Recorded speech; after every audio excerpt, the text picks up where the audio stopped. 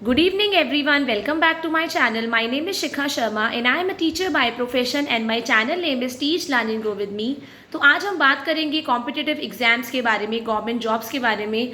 और आप में से बहुत सारे कैंडिडेट्स ऐसे होंगे जो आप फीमेल होंगे और वो ऑलरेडी जो होंगे अपनी इतनी सारी रिस्पॉन्सिबिलिटीज़ से ऑक्यूपाइड होंगे और आप लोगों के लिए गवर्नमेंट जॉब को क्रैक करना बहुत ज़्यादा डिफिकल्ट होगा।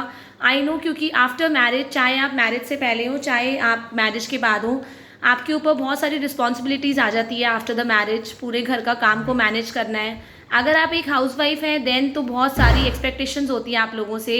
आपके ऊपर बच्चों की भी रिस्पॉन्सिबिलिटी होती है, अपने इन लॉज की भी रिस्पॉन्सिबिलिटी, हस्बैंड की भी रिस्पॉन्सिबिलिटी, और आपके खुद के करियर, आपके खुद के भी ड्रीम्स ऐसे होते हैं जिनको हम फुलफ़िल करना चाहते हैं, but due to shortage of time की शॉर्टेज की वजह से और इतनी सारी रिस्पॉन्सिबिलिटीज़ की वजह से हम लोग पढ़ना तो चाहते हैं बट हमें टाइम ही नहीं मिल पाता। और जब टाइम मिलता है तब तक हम इतने ज़्यादा थक जाते हैं तो बस ऐसा लगता है कि हम बस सो जाएं या हमें बस अब बेड मिल जाए सोने के लिए। आई नो दैट बिकॉज मैं भी इस फेज से गुजरी हुई हूँ जहाँ पे बहुत सारी रिस्पॉन्सिबिलिटीज़ थी और डेफिनेटली अभी भी है मेरे ऊपर बहुत सारी रिस्पॉन्सिबिलिटीज़। बट इसके बावजूद आप लोगों को अपने ड्रीम्स को कैसे ट्रू करना है, कैसे गवर्नमेंट जॉब के लिए एग्ज़ाम के लिए क्रैक करना है विथ सेल्फ स्टडी और फ्रॉम कोचिंग, ये आज हम डिस्कस करेंगे।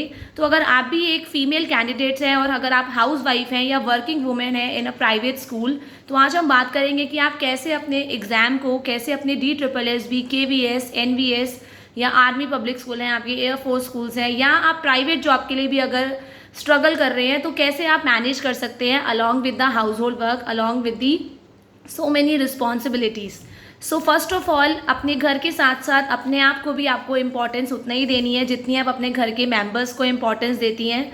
अपने ड्रीम्स को नहीं ख़त्म करना है। ऐसा नहीं सोचना है कि नहीं, मेरे ड्रीम्स तो बहुत सारे हैं, मुझे गवर्नमेंट जॉब तो करना था, प्रिपेयर करना था या गवर्नमेंट जॉब चाहिए, मेरे भी बहुत सारे सपने हैं बट बिकॉज ऑफ रिस्पॉन्सिबिलिटीज़ अब मैं नहीं कर सकती हूँ पूरे। तो ऐसा बिल्कुल भी नहीं है। अपने आप को, ड्रीम्स को अवॉइड नहीं करना है, अपने ड्रीम्स को नहीं मानना है। जैसे आप दूसरों के लिए इतना ज़्यादा हार्डवर्क करती हैं, अपने घर के मेंबर्स के लिए इतना हार्डवर्क करती हैं, ऐसे आपको अपने लिए भी डेफिनेटली हार्डवर्क करना है। तो सबसे पहले आपका टारगेट होगा अपना गोल को सिलेक्ट करना। आपका गोल को सिलेक्ट मतलब आपका एक्चुअली में ड्रीम है क्या, आप एक्चुअली में क्या अचीव करना चाहते हैं। अगर आप DSSB आपका ड्रीम है कि मुझे DSSB TGT के लिए तैयारी करनी है, या PGT या PRT के लिए, या मुझे KVS केंद्रीय विद्यालय के लिए तैयारी करनी है, या मेरा नवोदय विद्यालय के लिए, तो आपको पहले अपना एक टारगेट रखना है अपने सामने।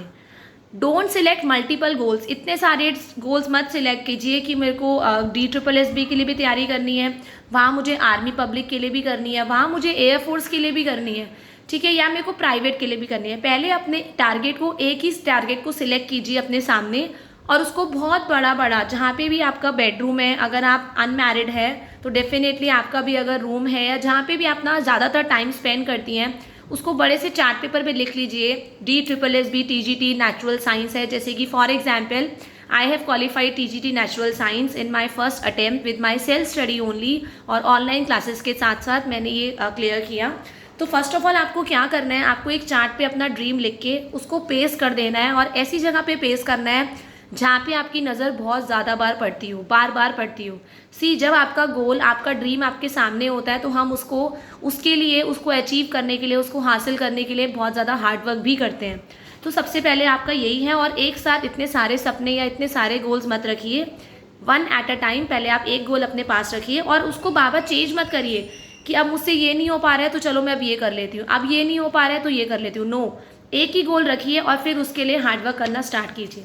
उसके बाद आपको ध्यान रखना है कि आपको बहुत डेडिकेशन के साथ, बहुत डिटरमाइंड होकर उसके लिए हार्डवर्क करना है, राइट। थोड़ा सा स्मार्टली वर्क ज़रूर करना पड़ेगा, क्योंकि मुझे पता है बहुत सारी इवन हाउसवाइफ के पास बहुत सारी रिस्पॉन्सिबिलिटीज़ होती है।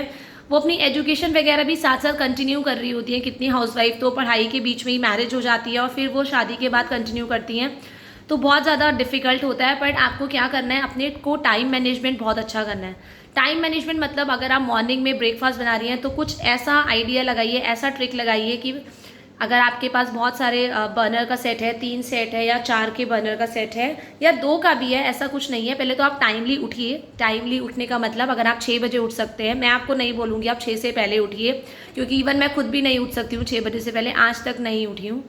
तो मैं रात को मैं पढ़ाई कर सकती हूँ लेट नाइट तक, पर सुबह मैं कभी भी नहीं उठी हूँ। पर ये आपके ऊपर डिपेंड करता है कि अगर आपको सुबह ज़्यादा अच्छी पढ़ाई होती है या रात में अच्छी पढ़ाई होती है। तो मॉर्निंग में जितने बजे भी आप उठ रहे हैं, अगर आप 6 बजे उठ रहे हैं तो आप 5 बजे उठ के 1 घंटा अपनी स्टडीज़ के लिए ज़रूर निकालिए, राइट। और अपने एक टाइम स्लॉट को डिवाइड कीजिए। अपना अगर सुबह आप ब्रेकफास्ट बना रहे हैं तो साथ साथ कुछ ऐसा करिए कि लंच की प्रिपरेशन भी हो जाए, ताकि आपको दिन में भी और पढ़ने का टाइम मिल जाए। तो कम से कम 4 घंटे अपने एक एक टाइम स्लॉट में, कंटिन्यूअस 4 घंटे तो आपको डेफिनेटली नहीं मिलने वाले हैं आफ्टर मैरिज, पर एक एक घंटे का टाइम स्लॉट निकालिए। एक मॉर्निंग में 1 घंटा निकालिए जब आप सो के उठ रहे हैं, तो आपका जो भी आपकी फैमिली की डिमांड्स है कि आप 6:30 उठे 7 बजे, तो आप उससे 1 घंटा पहले उठ जाइए और अपने स्टडीज़ को दीजिए। बहुत अच्छा फील होता है जब सबसे पहले पढ़ाई करते हैं सुबह 1 घंटा, उसके बाद अपनी दिनचर्या को, अपने रूटीन को तैयार करते हैं।